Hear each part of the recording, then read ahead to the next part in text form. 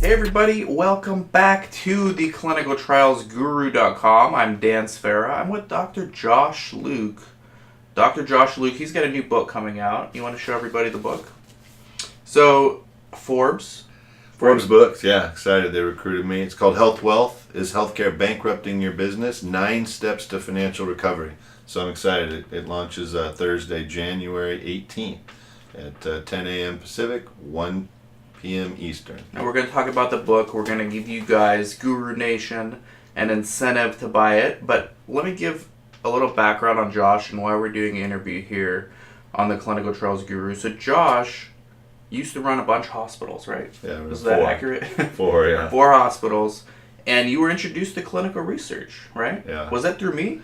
Yeah, some of my first exposure to clinical research when I was CEO back in Anaheim General before it closed, and then at Western Medical Center when I was the CEO there, was actually I met Dan through Dan's father, who's a physician, a psychiatrist, and was very involved in clinical research. And so that really was kind of my first introduction to it. And then Dan and I, over the years, just kind of kept in touch for various reasons. We're both social media influencers, but we also... we're both kind of active in this space, and so every once in a while we pop up and say, hey, let's get together. So it's cool that we're actually doing some work together now. Thanks for having me on your show. Yeah, thanks for coming on, Josh. So in this video, we're going to get into inpatient clinical trials. We're also going to get into LinkedIn because Josh is a LinkedIn influencer. And so we're going to be talking about how all you clinical researchers can boost your profile, enhance your profile, get more opportunities because of LinkedIn. LinkedIn's making a strong comeback in 2018, right? Yeah, for sure. I just noticed we got the Pac-10 represented here. That's too. right. He's wearing his Arizona sweatshirt, and I'm wearing I teach at University of Southern California in public policy, healthcare policy. So, and actually I thought of that because I require my graduate students in healthcare policy to do about a 90-minute session on LinkedIn, because I think it's an essential part of becoming successful in your industry is being well connected. Mm-hmm. So prior to running hospitals, you actually weren't you a nursing home administrator?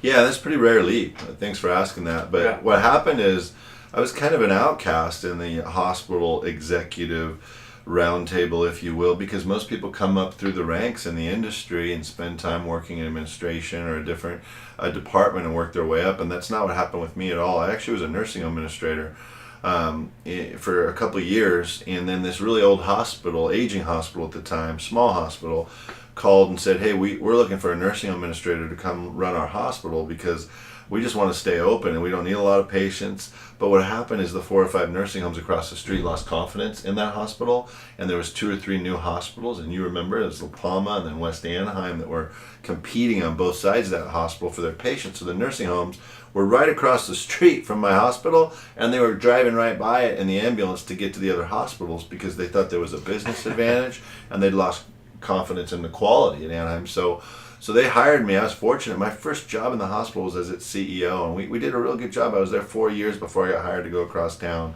to Western Medical Center. Yeah, and now you're a speaker, LinkedIn influencer, author. So everyone go to LinkedIn, check out Dr. Josh Luke's profile, connect with him. So for the researchers out there, so the audience, I'm not sure if you know, they're either physicians or they're business people like myself who start their own research clinics. I get a lot of the new ones out there. Okay. So these are people that are coming across their first inpatient study opportunities. Okay. Yeah. And they're a little nervous about how to do it because it's easy to do an outpatient study. You just do it at your clinic, you know. But inpatient studies require to partner either with a hospital or a nursing home or some other kind of facility where they can have inpatient stays. And I always recommend to people who are starting out, try to avoid the hospitals unless you have to. Right? Just because it's expensive. Yeah. It's at least $800 a night that the hospitals will charge you. Nursing homes you can get away with like $200, $250. Sure. Right? Now, someone that used to be the decision maker at these facilities, when someone like me approached you, and I have approached you before, what are some ways that I could make the proposition more attractive for you? Yeah, great question. I was hoping you were going to ask that because I started thinking about. So I was blessed to become a hospital CEO when I was 32. I just told you guys that story. So I'm much different. I take a much different approach than most of my colleagues. And here's the first thing I want to tell you, and I would agree that the hospital's not where you want to start if you can avoid it. Here's why. We collect millions of dollars some days. Every week we certainly do, right? I mean, it's not unusual to get $2 or $3 million in collections in one day. So where does clinical trials fit in? Down at the bottom, right? Because it's it's $800 a day, so it's $2,000. I mean, most hospitals nowadays it's going to be at least $2,500 a bed day. Okay, now if it's a psychiatric bed, it's half that. Maybe not half that, but that's a good deal if you're getting that. So let me tell you the hospital executive's perspective on clinical research. I probably don't need it, number one, if I'm doing well.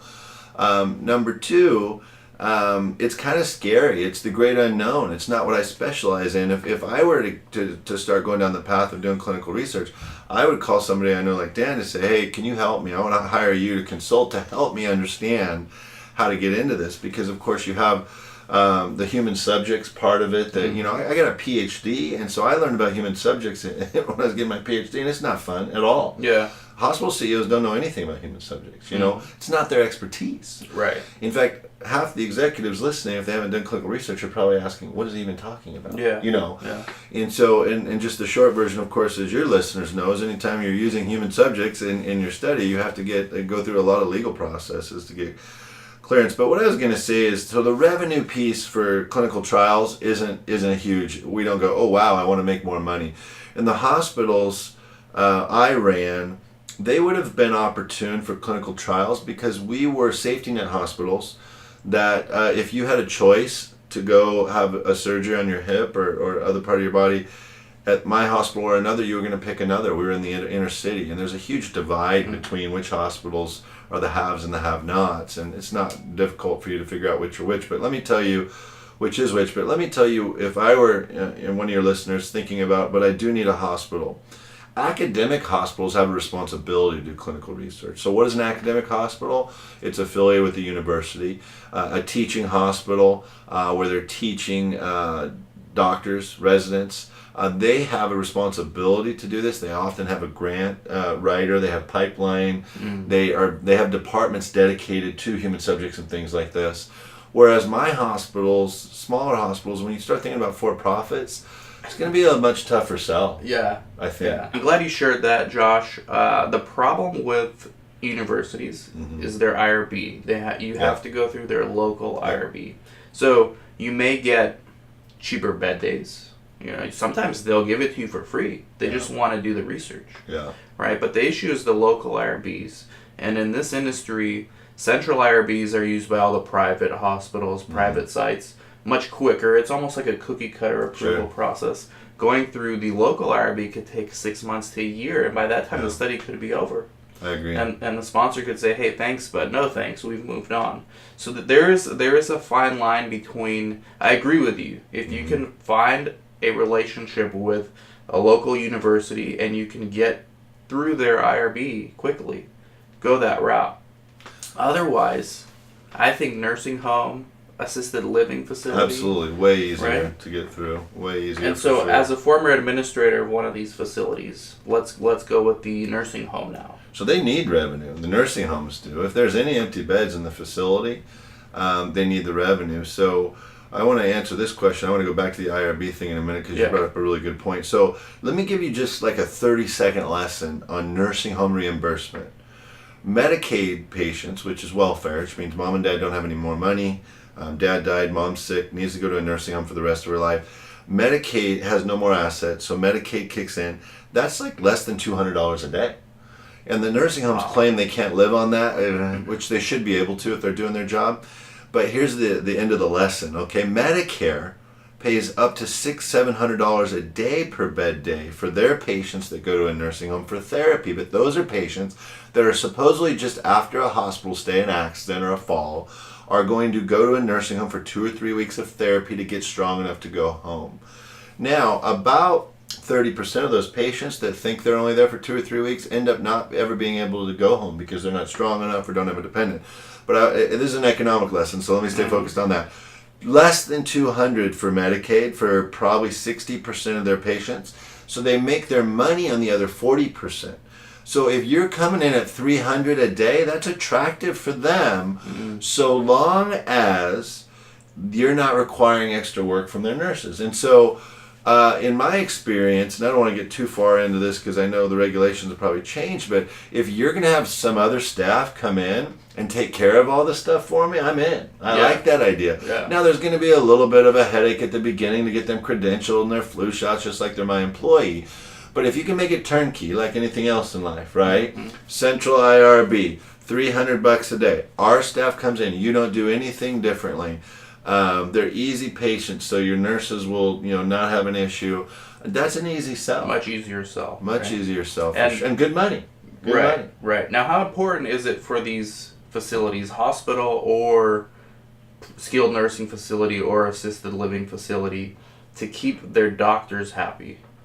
Is that important? For hospitals, it's extremely important. So that's where the research clinics have some leverage. Sure. If their PI has privileges at the hospital and is an important part of the hospital. If their doctor has a lot of patients he can refer, and I know when you and I originally got to know each other, you were doing a lot of psychiatric studies, and guys like your dad and 3 or 4 other psychiatrists, they could really help my hospital and my nursing home because they had very active practices. So when one of them came to me, I would say, for sure. And now, if you came to me and said, hey, I need a psychiatrist for this, I would go to them, but a lot of them had too much on their plate already. Yeah. So there's definitely, consider that for sure. All of the options is, how can I make this more attractive? Remember, and I think I'll make a shorter point of what I said earlier about hospitals. This isn't our core business. It's a little scary for us. Right. And there's too many legal things like IRB, human subjects, and lawyers involved to make it an easy thing. Right. But, I said I wanted to kind of come back to the IRB thing because I totally agree with your point about the centralized IRB, because that's what I did on the few occasions where I did do some clinical research as a hospital CEO, because my staff weren't capable, they didn't have the time, and they weren't qualified. Even if they thought they were, they just really weren't. So if I were actually in your shoes, and I'm sure you do this, I would call the central IRB and go, hey, which hospitals are doing research? Which hospitals are actually making it easy? Wow. Which doctors are? What a good story. I've never, in the 8 years of doing these videos, I've never come up with that. They're the ones that are going to know. You might find out that there's one hospital in your neighborhood that has 8 studies, and there's no other hospitals that have more than 1. I know who I'm going to call next time. Well, because they have an administrative team that clearly embraces it. Yeah. Right? Interesting. So that is a good hack. Yeah. Call up all the big central IRB.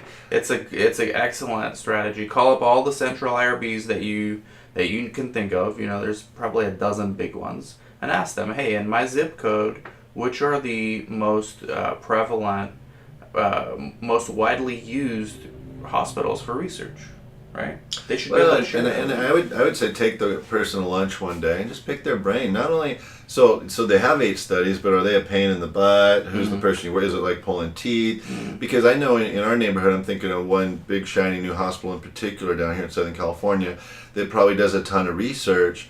But it's so big and bureaucratic and slow, I would want to know all that. And this doesn't mean don't use them. It just, look, if you're an academic teaching institution that's funded by the state of California, it's not going to move fast. Yeah. It's just not. Yeah. Even if you're doing 20 studies, it's just not. But I would take the temperature of that central IRB. And remember, the central IRB, they probably professionally are going to kind of play it close to the vest, but get them out of their office, buy them a meal, and get them to speak freely with you, because they're going to benefit. They're going to get your business eventually, right? That's the you scratch my back, I'll scratch yours in this. Is find out who's doing it, and also who's easiest to work with. Not who's cutting corners, but who just makes it easy. Yeah. Interesting. Okay, so you got the local hospital universities, right? If you can find a way around the local IRB, go with them, because they do research. They're familiar with research. They want to do research.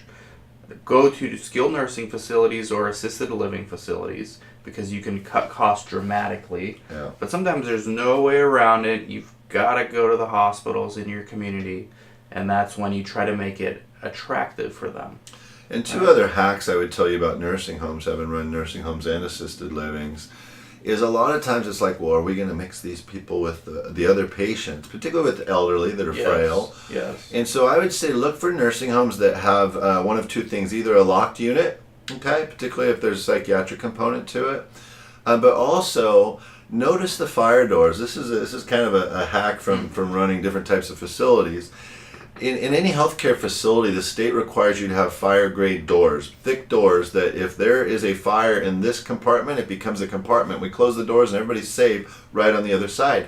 Those doors are an opportunity to say, hey, what if we close these doors? And because they're normally open, you're allowed to close them, right? You just got to say to the fire marshal, hey, we want to keep these closed, and they might say, oh, you can't lock them, or you can do a 5-second delayed egress is what we call it. Because now you're helping the administrator get his or her arms around, are we going to mix them with our normal patients? So in a lot of hospitals and nursing homes, you'll notice there's a fire door 1 or 2 rooms from the end of the hallway, and that's perfect. In fact, I almost set this up with clinical research at Anaheim General, and also with a wound care clinic. We were going to have the end of the hallway almost be an entrance, and we were going to close those doors because there was 4 beds, which was all. And the second hack I would tell you, if you have a hugely popular study with a lot of subjects that are willing to participate, buy the beds. Just say, we're buying those 2 rooms from you every day for the next 90 days at $200 a bed. So we're going to give you $800 a day for that unit, and if it's empty, it's our fault, and we still owe you the money. If it's full, it's on us. That's actually what hospitals love. That so do nursing homes, because that's guaranteed revenue. Right. And then you immediately start removing their responsibility and do everything you can on your own. So anytime you have the ability to buy beds, that's a good sell. And sometimes these studies will reimburse you $1,700 a night, and the hospital's okay with $800-900. Yeah. Especially if you prepay for the month in advance, like you said. And what's interesting about hospital administrators, so guys, I've not only run nursing homes, but I've run acute hospitals and psychiatric hospitals as well. What's interesting is we, as administrators, can't get our arms around. So remember, I'm somebody who speaks about this more candidly than most, but I'm big on the generations, on millennials and Gen X and boomers, okay? I'm a Gen Xer, and I'm one of the few Gen Xers who was fortunate enough to be a hospital CEO prior to the last few years, okay? And I'm just going to say it as clearly as I can. Baby boomers don't like change, and they can't get their arms around it, and they haven't had to, because they were making so much money in hospitals and in nursing homes. They didn't have to think about things like this outside the box. Now that they need more revenue, and they are, when you come in and say, hey, I want to do this, all they're thinking about is, but we're a hospital, what does that have to do with us? And the answer is, it might not have anything to do with you, but it doesn't matter. They're required by law to only stay within this box, within their licensure when they're caring for patients. You might come in and say, here's a different box that has nothing to do with your licensure or what you're doing, and you're essentially becoming a hotel. There were times where I said, we need to think of this like we're a hotel, and they're just renting out space and their doctors are coming in. So let's get out of our box of being a hospital and just think about leasing those beds to them, and make sure that with every step of the way there's no laws being broken or requirements that we're not meeting or violations of our commitment to our licensures for the other beds. Right. So again, it's a huge perception change for them. Correct. And being that it was so long ago, I can now share a story of what happened. So operations is important. Okay. We had a study at a hospital. This was when I was first starting out, probably 2005. All right. Wasn't your hospital. We were doing this at somewhere else. There was we rented a 1 bed, and actually 1 room with 2 beds. Okay. We only had 1 patient in there. The nurses from the hospital kept screwing up when to give the IP, because with studies it's very strict parameters, like between this time, and it didn't coincide with their schedule, so they didn't pay attention to our protocol. And again, I'm telling you this because this could happen when you're running your They paid attention, they just didn't want to do it. They didn't want to do it, right? Or they had like so many different shift changes that somebody else screwed it up. So we said, you know what, screw this, we're going to give our coordinator the medication, and they're going to go, because it was 5 minutes away from our clinic. Every time the patient needs it. What did our coordinator do? This was actually Martin Luther King weekend. Right? Coordinator didn't want to come back Monday. So she gave the patient the entire blister card and said, you take it at these times. You know what the patient did? Took them all at once? Yes. Yeah. Thankfully, it was placebo. Yeah. But it could have just as easily not been. Sure. And this is an important lesson because you can't just leave it on autopilot. Like, you as a research clinic owner and as a site director, you can't put it off on the hospital staff because, number one, we're trying to make it easier for them. Number two, we know our protocol better than they do. Yeah. So you have to train your staff on what they can and can't do. Well, right? And I also, and I'd be open to this, but again, most hospitals start to get nervous about this. I would say, hey, Dan, why don't you hire one of my nurses and train her, throw a few bucks her way.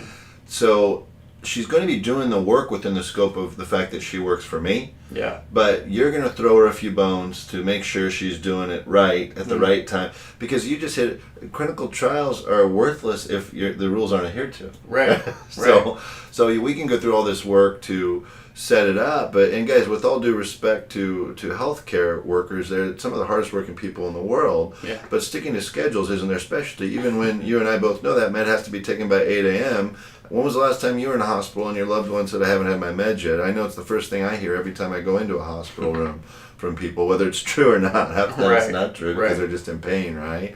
So yeah, be creative and understand. I think my whole message and all the questions we've had today is educate the hospital executive. This isn't their specialty, and it's not something they're comfortable with.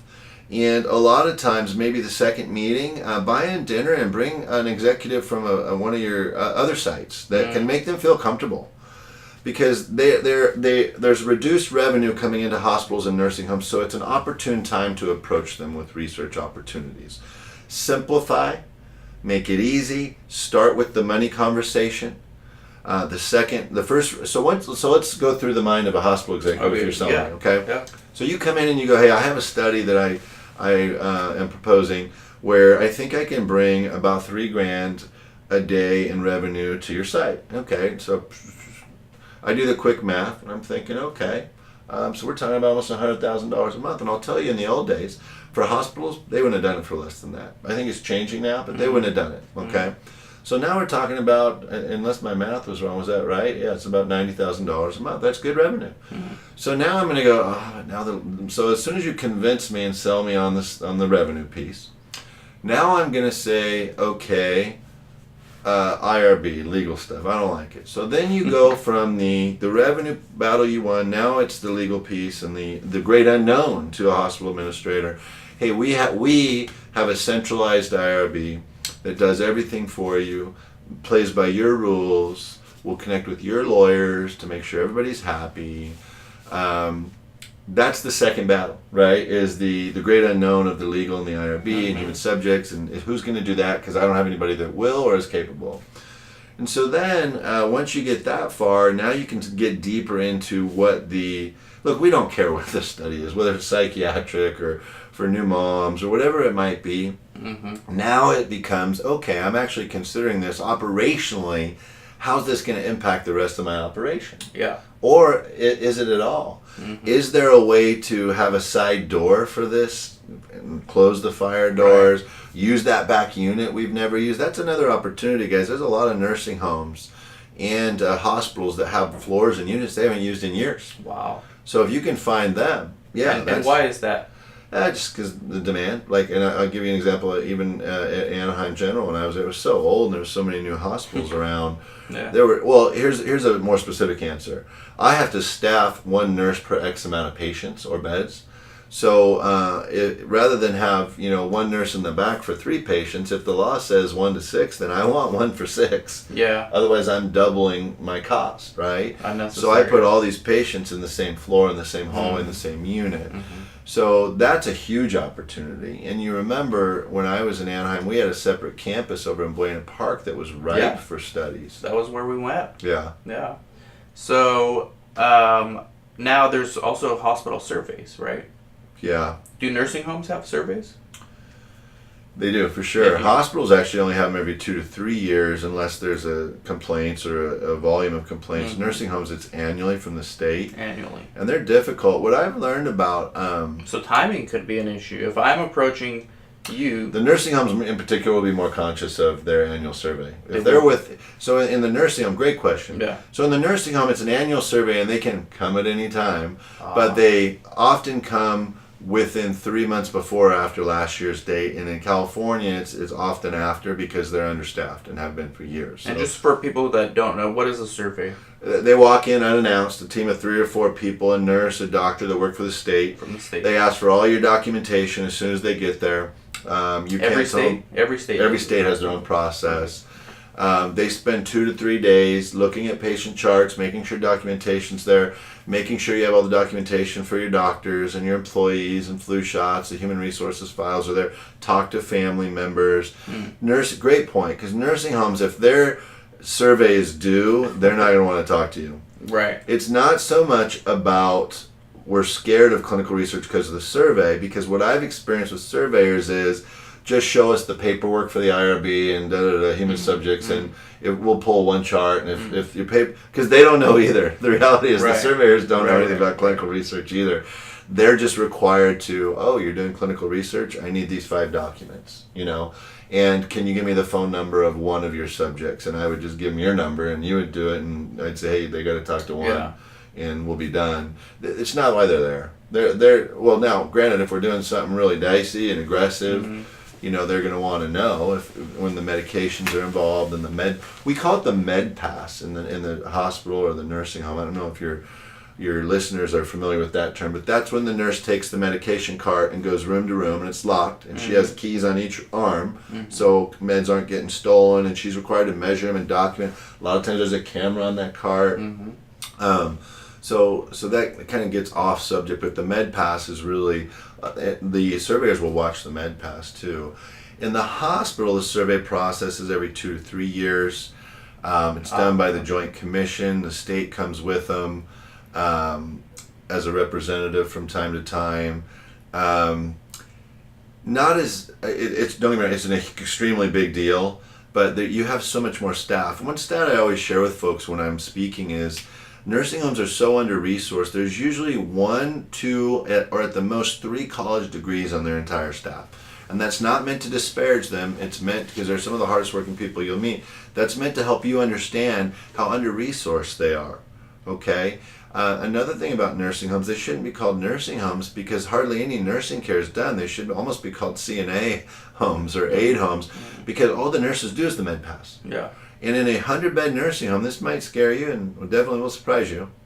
There's only 2 nurses required to be on site for 100 patients, and only one of them has to be an RN. The other can be an LVN, a licensed vocational nurse, or a licensed LPN. And what about assisted living? Assisted living doesn't have to have any.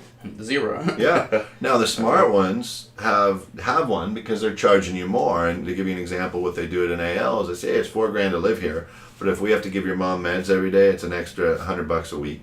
And if it's twice a day, it's $200 a week. And if she's full care, because like my mom unfortunately has Alzheimer's disease, they double the price on me, and they put her in a secured unit with a lot of oversight. At an assisted living. Okay. Assisted living is supposed to by licensure not give any medical care, but they've all crossed that line and blurred it. And here's the simple reason.